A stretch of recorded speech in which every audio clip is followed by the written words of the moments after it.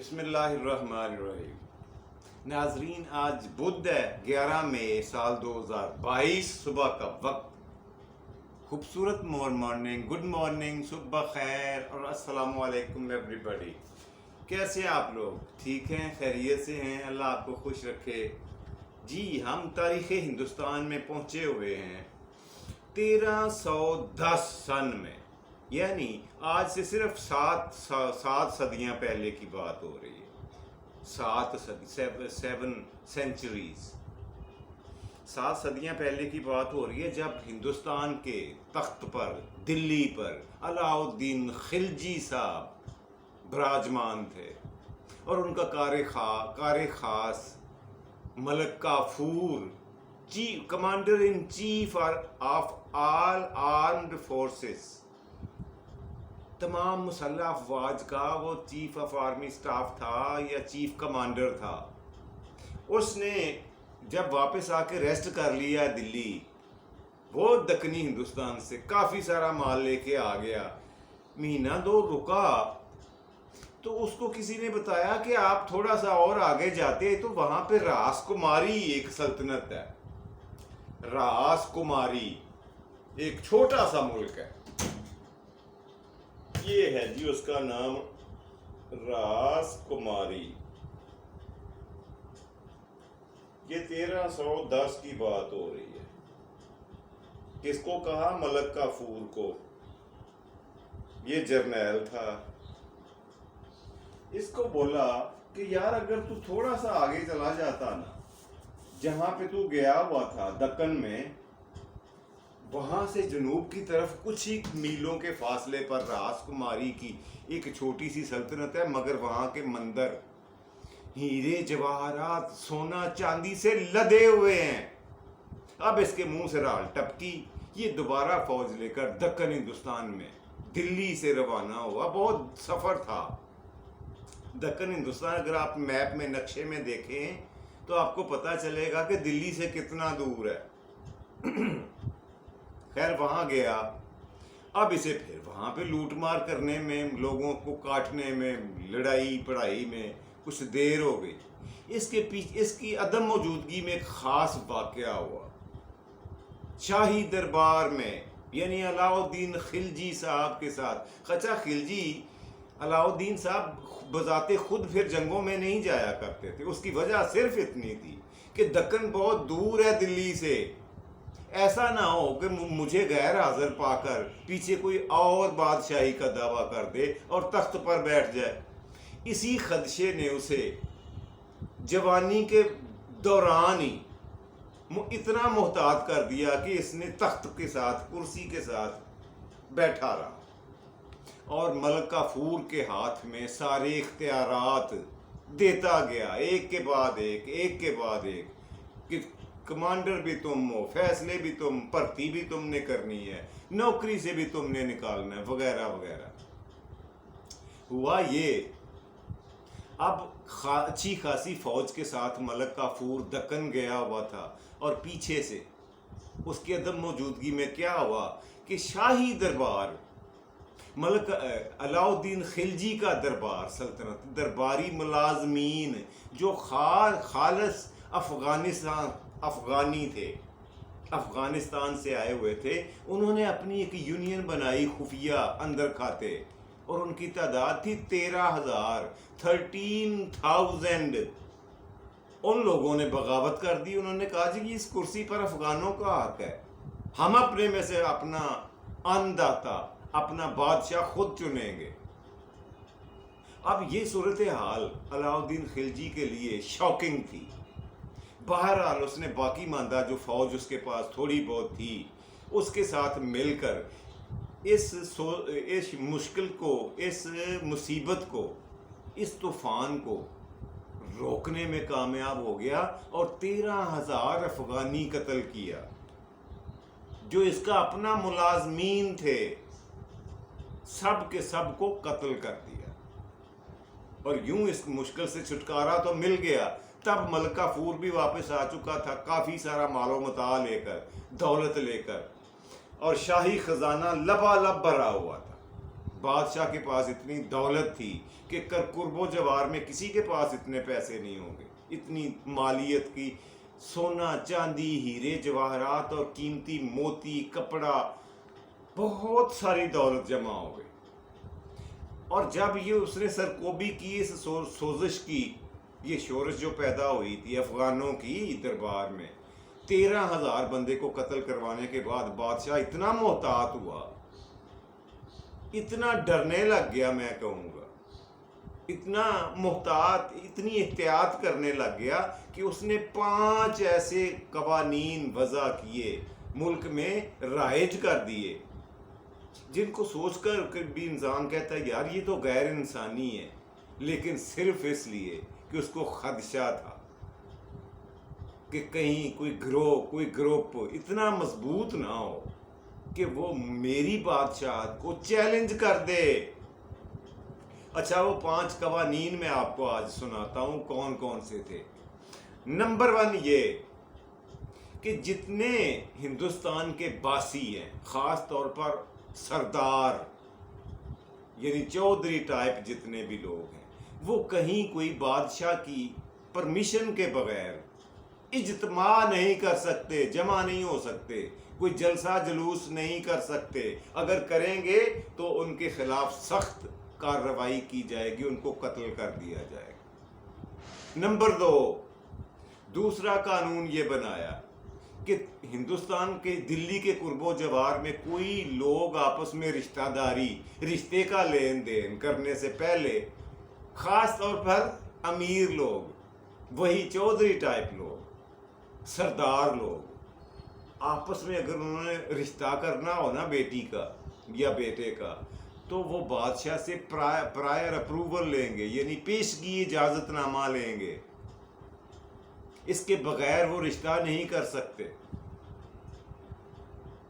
Number 3 ये तीसरा कानून ये बनाया कि जी आप ये करें कि कभी किसी को, जितने जिम्मेदार हैं हिंदुस्तान में, उनके पास मैक्सिमम ज़मीन कितनी होनी चाहिए, इसका फैसला भी सुल्तान ही करेंगे, बादशाह वक्त ही करेंगे। जिम्मेदार के पास कितनी ज़मीन होनी चाहिए उसकी हद भी वही मुकर्रर करेंगे, और उसके पास, जिम्मेदार के पास नौकर चाकर कितने होने चाहिए ये भी वो इजाज़त लेगा बादशाह से, और एक हद मुकर्रर कर दी कि इतने लोगों से ज़्यादा आप मुलाजम नहीं रख सकते, इतनी ज़मीन से ज़्यादा आप ज़मीन नहीं रख सकते। नंबर 3 ये कि जितनी अजनास हुआ करती थी, जितनी मतलब दाने होते थे, गंदम हो गई, जौ हो गए या चावल वगैरह हो गए, इनकी कीमत भी बादशाह बराह रास्त खुद मुकर्रर करेगा हर साल, और हर जिम्मेदार, हर अमीर आदमी, हर सरदार एक खास हद से ज्यादा दौलत अपने पास नहीं रख सकता। अगर वो पकड़ी गई, अगर वो बादशाह के इल्म में आ गई, तो वो सारे के सारे पैसे, वो दौलत बहके सरकार जब्त कर ली जाएगी, यानी शाही खजाने में उससे छीन कर शाही खजाने में जमा कर दिया जाएगा। चलो जी, अगला कानून वो भी सुनते जाएं। अगला कानून ये बना कि जितनी भी दुकानें हैं, बड़ी बड़ी मार्केटें, उनके खुलने का और उनकी बंद करने के औकात भी बादशाह सलामत ही तय करेंगे।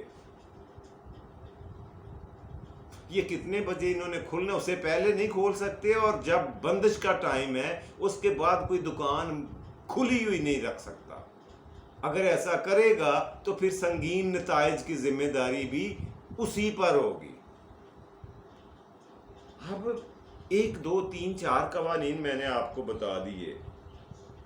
अगर इन कवानीन की कोई खिलाफ वर्जी करता था ना, तो उसकी अच्छी खासी हजामत कर दी जाती थी।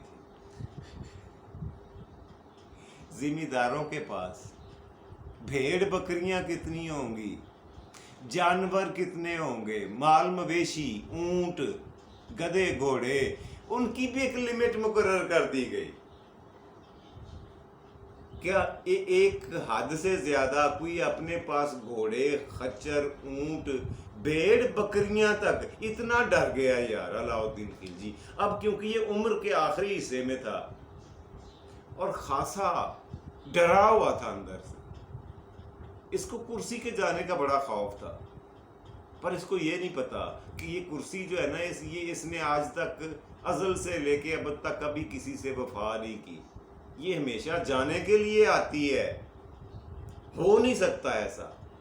آپ جو مرضی کر لو، اس نے ایک نہ ایک دن جانا ہے. اچھا، اسی طریقے کے ساتھ وہ حد سے زیادہ احتیاط کرنے کے نتیجے میں زیادہ سے زیادہ اختیارات تفویض کرتا گیا. کس کو؟ ملک کافور کو، کہ تم وزٹ کرو گے بازاروں کو، تم وزٹ کرو، انسپیکشن کرو گے اجتماعات کی پورے علاقے میں، پورے ہندوستان میں، خبر تم رکھو گے، جزا اور سزا تم دیا کرو گے. یوں کہیں کہ اپنے ہاتھ کاٹ کر حد سے زیادہ اختیارات اس کے حوالے کر دیے. ملک کافور اتنا قابل اعتماد جرنیل تھا، چیف آف آرمی سٹاف تھا، اس کی فوجوں، تمام فوجوں کا انچارج تھا. ایک ایک کر کے ایک کے بعد ایک حد سے زیادہ سارے اختیارات جو بادشاہ کے پاس ہونے چاہیے تھے وہ سارے ملک کافور کو منتقل ہوتے گئے. اور اب اس کی نیت میں فتور آیا ملک کافور کی. اس نے یہ سوچنا شروع کر دیا کہ معاملات حکومت اگر سارے میں نے چلانے ہیں تو پھر کرسی پہ بھی مجھے بٹھا دیں. ہے نا، بات تو ٹھیک سوچی ہے اس نے. ادھر بادشاہ سلامت جو جن کے پاس کرنے کو اور کچھ نہیں تھا، علاء الدین خلجی صاحب کے پاس کام تو کوئی رہا نہیں، اپنے پاس کوئی ذمہ داری، اپنی مصروفیت تو رکھی کوئی نہیں. شراب پہلے بھی پیتا تھا مگر اب اس نے ضرورت سے زیادہ شراب پینا شروع کر دی. ہر وقت شراب کے نشے میں دھت رہتا، اور جو ملک کافور اسے آ کے کہتا، جو بھی سیاہی کرے سفیدی کرے، بادشاہ سلامت اس کے اوپر مور لگا دیتا اپنی کہ ٹھیک ہے ایسا ہی کرو. یہاں تک کہ بادشاہ سلامت کے دو بڑے بیٹے جو جوان تھے علاء الدین خلجی کے، ملک کافور کے کہنے پر زندان میں، جیل خانے میں قید میں ڈال دیے گئے، اور اس پہ مہر اور دستخط کیے علاء الدین خلجی صاحب نے. اس نے یہ کہا کہ ان کی نیت اچھی نہیں ہے، ان کا کردار اچھا نہیں، جو کچھ اس نے کہا کان بھرے بادشاہ سلامت کے. بادشاہ سلامت نے اسے کبھی انکار کیا نہیں تھا. اس کا کوئی بات نہیں، it's okay, it's all right, انہیں دونوں پھڑ کے جیلے سٹو، انہیں دفاع کرو، پر ہم ایسا انہیں اچار پانا ہے. اب صحیح سمجھے تو موقع یہ تھا اس کے پاس، ملک کافور کے پاس. اس نے سوچا یہ کہ اب صحیح موقع ہے کہ میں تخت پر قابض ہو جاؤں. اب اس نے کیا کیا؟ بادشاہ سلامت کی شراب میں زہر مکس کر دیا. بادشاہ سلامت ہر وقت پیتے تھے، ایک کے بعد ایک پیک بے حساب پیتے تھے، اور یہی اس کے قریب بیٹھنے والا تھا. اس نے زہر منگوا کر شراب میں ڈالا تو بادشاہ سلامت شراب پیتے گئے اور سوتے گئے، اور پھر کبھی اٹھا نہیں. کیسا ہے؟ یہ تھا انجام علاء الدین خلجی صاحب کا. اور ملک کافور اس نے تخت پر بیٹھ کر اپنی بادشاہت کا اعلان کر دیا. اور اس کا نتیجہ کیا ہوا؟ کئی لوگوں نے اسے بادشاہ تسلیم کرنے سے انکار کر دیا. ادھر دکن میں وہ جو 3-4 بڑی ریاستیں تھیں، ایک گوالیار کی تھی، میں آپ کو لکھ کے دکھاتا ہوں.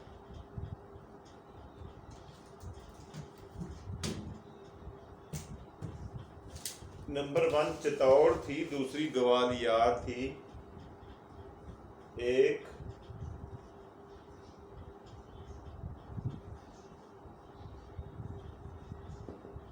یہ دو بہت بڑی ریاستیں تھیں جنہوں نے اپنی آزادی اور خود مختاری کا اعلان کر دیا.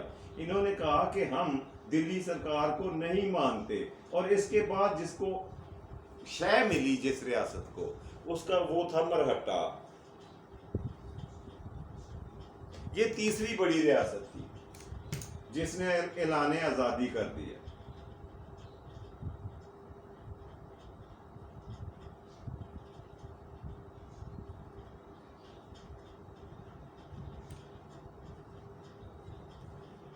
اب کیا ہوا؟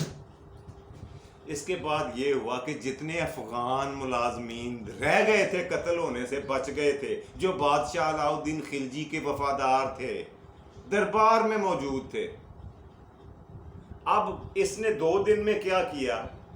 ملک کافور نے تخت پر بیٹھنے کے بعد اس نے سب سے پہلے یہ کیا کہ بادشاہ علاؤ الدین خلجی کے جو 2 بڑے بیٹے تھے جیل میں تھے، ان دونوں کی آنکھیں نکلوا دیں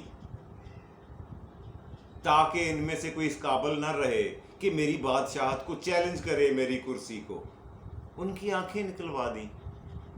اور جو موقع پر موجود بادشاہ کے وفادار، علاؤ الدین خلجی کے وفادار افغانی تھے، انہوں نے پکڑ لی اوزار، کہاڑیاں، چھریاں، ٹوکے پکڑے اور ملک کافور کی بوٹی بوٹی کر دی. اس کی بوٹیاں کر کے چیلوں اور کبوں کو کھلا دیں.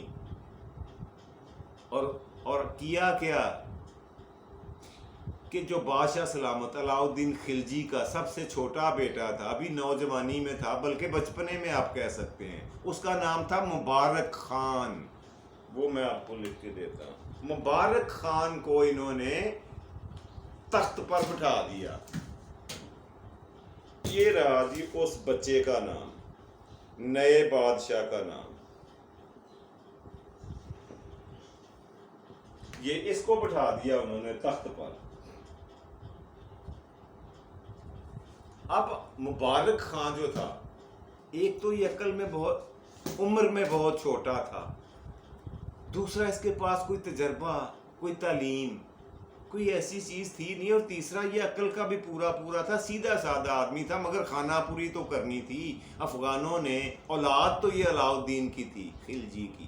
اس کو تخت پر بٹھا دیا. اس کے ساتھ پھر مبارک خان کے ساتھ کیا ہوا یہ کل آپ کی خدمت میں پیش کروں گا، اور کل ہم کوشش کریں گے کہ سم اپ کر دیں خلجی خاندان کو، اس لیے کہ آگے تغلق خاندان ہمارا ویٹ کر رہا ہے. تغلق 1320 میں ان کا زمانہ شروع ہو جاتا ہے ہندوستان میں، اس کو لینا ہے. لیکن کل پہلے اس کی کلوزنگ کر لیں. اس کا جو خلجی خاندان کا آخری بادشاہ تھا، اس کا نام تھا مبارک خان، جو انتہائی نوجوان تھا، خوبصورت تھا، پٹھان تھا، مگر نہ تجربہ کار، اور اس کے پاس کا ملک کافور جیسا جرنیل بھی کوئی نہیں تھا. اس کا پھر کیا بنا، اس کا انجام کیا ہوا، انشاءاللہ یہ کل بتاؤں گا. اور کل خلجی خاندان کا ہم چیپٹر کلوز کریں گے، باب بند کر دیں گے. ٹھیک ہے، یہاں پہ روک دیں اس لیے کہ ٹائم کافی ہو گیا. جی، پروگرام کا دوسرا اور مزیدار سیگمنٹ، آج کا لفظ. جی، آج کا لفظ جو میں آپ کے لیے لایا ہوں چن کے، وہ بہت ہی مزیدار، بہت ہی امپورٹنٹ ہے. آپ کی خدمت میں پیش کیے دیتا ہوں. یہ لفظ ہے جی،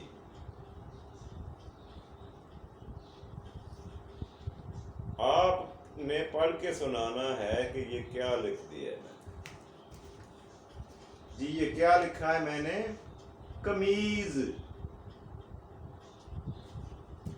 یہی لفظ ہے نا، اسی طرح لکھتے ہیں نا. کتابوں میں آپ نے پڑھا بھی ہوگا، کتابوں میں، رسالوں میں، اخباروں میں اسی طرح لکھا ہوا ہوتا ہے، اور اس کو پڑھا بھی اسی طرح جاتا ہے، قمیض. یہ غلط ہے. یہ کیونکہ قرآنی لفظ ہے، اس کو تصحیح کر لیں، اس کو بدل لیں. میں آپ کو بتاتا ہوں اس میں ہم غلطی کیا کیے، اس میں ہم نے کیا غلطی کر دی ہوئی ہے. چلتے چلتے حضرت یوسف علیہ السلام سے متعلق قرآن پاک میں ایک سورہ مبارکہ ہے، سورۃ یوسف، اس میں یہ لفظ آیا ہے. یہ کمیز نہیں ہے، یہ جو آخری اس کا حرف ہے نا، یہ ضاد، اس پر سے یہ نقطہ اڑا دیں، یہ لیں جی، یہ اصل لفظ یہ ہے قمیص. لفظ کیا ہے؟ قمیص. آخر میں صاد ہے، ضاد نہیں ہے. اس امید ہے آپ سمجھ گئے ہوں گے، اور اگر سمجھ نہیں آئی تو مجھے کمنٹس میں بتا دیں، میں دوبارہ سمجھا دوں گا. یہ عربی کا لفظ ہے، قرآنک ورڈ ہے، قرآن پاک کا لفظ ہے، اس لیے اس کی تصحیح اور درستگی ضروری ہے. قمیض نہ کہا کریں. قمیض یہ کرتا جو ہم پہنتے ہیں. قمیض لکھنا، بولنا، پڑھنا چھوڑ دیں، قمیص کہا کریں، یعنی آخر میں حرف صاد بولا کریں. جی امید ہے آپ سمجھ گئے ہوں گے میں کیا کہنا چاہ رہا ہوں. جی پروگرام کا تیسرا آخری اور مزیدار سیگمنٹ، آج کی بات. جی آج کی بات جو میں آپ کے ڈسکس کرنے جا رہا ہوں وہ بڑی مزے کی ہے. بات یہ ہے کہ ہر کوئی انسان، ہم میں سے، آپ میں سے، وہ کتنا ہی برا کیوں نہ ہو نظر آنے میں، کتنا ہی گناہ گار کیوں نہ ہو، کوئی کتنا ہی گرا ہوا گناہ برا کیوں نہ ہو، اس میں کوئی نہ کوئی اچھائی اللہ سبحانہ تعالیٰ نے، خالق کائنات نے ضرور رکھی ہوئی ہوتی ہے، جو ہماری نظروں سے اوجھل ہوتی ہے، ہم نہیں دیکھ پاتے. اس لیے ہمیں یہ چاہیے کہ احتیاط سے کام لیں. کسی کے بارے میں، کسی شخصیت کے بارے میں، کسی شخص کے بارے میں قاضی یا جج نہ بنے. پتہ ہے کیوں؟ اگر کوئی ولی اللہ ہے نا آپ کو نظر آ رہا ہے، تو اس کا ایک ماضی بھی ہے جو ہماری نظروں سے اوجھل ہے. ہمیں نہیں پتا وہ کیسا تھا ماضی اس کا، یہ پہلے کیا ہوا کرتا تھا، اب کیا ہے. اور اگر کوئی آپ کو حد سے زیادہ گناہ گار نظر آ رہا ہے، دکھ رہا ہے، دکھائی دے رہا ہے، تو ہمیشہ یاد رکھیں کہ اس بندے کا ایک مستقبل بھی ہے جو ہماری نظروں سے اوجھل ہے، جس کے بارے میں ہم کچھ بھی نہیں جانتے. تو جانے انجانے میں کوئی ایسی حرکت نہ کریں، اس لیے کہ اللہ جو جانتا ہے، وہ اللہ پاک فرماتے ہیں انی اعلم ما لا تعلمون، جو میں جانتا ہوں نا وہ تم نہیں جانتے. اور یہ صحیح بجا طور پہ فرمایا ہے خالق کائنات نے کہ جو آج ولی ہے یہ ماضی میں کیا تھا یہ اللہ جانتا ہے، اور جو آج گناہ گار ہے، بدکار ہے، اس کا ایک مستقبل بھی ہے. وہ کل کو وہ کیا بن جائے، اللہ اسے سیدھے رستے پہ کب، کہاں اور کیسے لے آئے، یہ ہم نہیں جانتے.